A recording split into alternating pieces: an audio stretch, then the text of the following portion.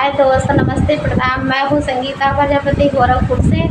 और आज मैं सोहर सुनाऊंगी। कैसा लगेगा आप लोग बताइएगा। अच्छा लगेगा तो लाइक भी करिए, कमेंट भी करिए, हमारे चैनल को सब्सक्राइब भी करिए। हमारे चैनल को आप लोग ज़्यादा से ज़्यादा करिए। एक फूल फूले लकासी, दूसरे ब्रिजवासी ना हो। ललनाती सर फूल फूले मोरे नाई हार चौथ फूलवा सासुर हो।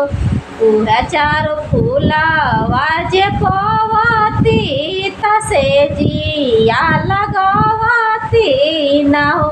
ललना वही पार होरी लासोलावती दोनों हो जानी देखाती न।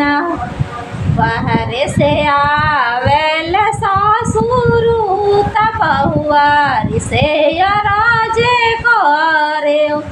बहुआर कवन कवन फल खाइलू हरिलवा बड़ा सुंदर हो। एक फल खाइली मैं मावा, दूसरे नारुआ लावन हो। ससुरु छाली छाली खैली नावरांगिया हरिलवा बड़ा सुंदर हो।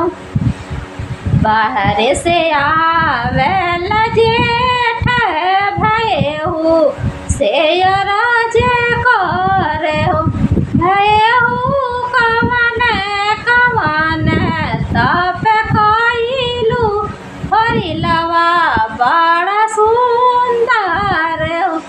एक तो मेरा ही एक दासिया, दूसरे दुई दासिया न हो। जेठा विधि के रहिले तवारवा हरिलवा बड़ा सुंदर हो।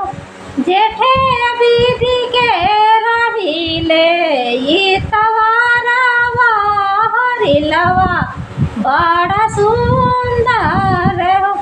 बाहर से आवेल देवारू भाभी से राजे करे हो। भाभी कवन कवन से जिया सोवालू हरिलवा बड़ा सुंदर हो।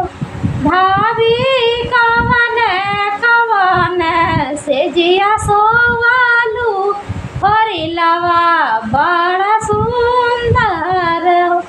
एक से जी सोवाली में भैया लागे, दूसरे में सैया लागे हो। देवरूती से जी सोवाली में राऊ हरिलवा बड़ा सुंदर हो। देवरूती से जी सो